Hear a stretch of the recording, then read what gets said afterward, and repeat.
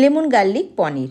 পনির টুকরো করে নিয়েছি, পেঁয়াজ ক্যাপসিকামও সেভাবে টুকরো করে নিয়েছি, রসুন কুচিয়ে নিয়েছি, কাঁচা লঙ্কা চেরা নিয়েছি, অর্ধেক লেবু নিয়েছি, পেঁয়াজ এক মুঠো কুচি করে নিয়েছি।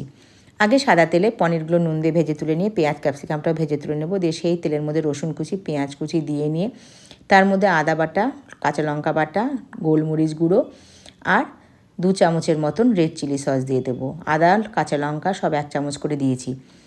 এবার তার মধ্যে বেশ করে কষা হয়ে গেলে পরে যত পনিরের টুকরো আর পেঁয়াজ ক্যাপসিকামের টুকরোগুলোকে ভাজা ভাজা করে নেব। দিয়ে এবার একটু নুনটা দেখে নেব, অর্ধেক লেবু চিপে রস করে দেব।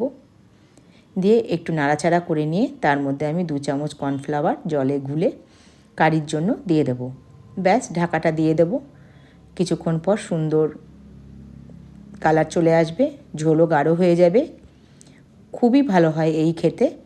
লাচ্চা পরোটা দিয়ে দুর্ধর্ষ লাগে এই পনির খেতে।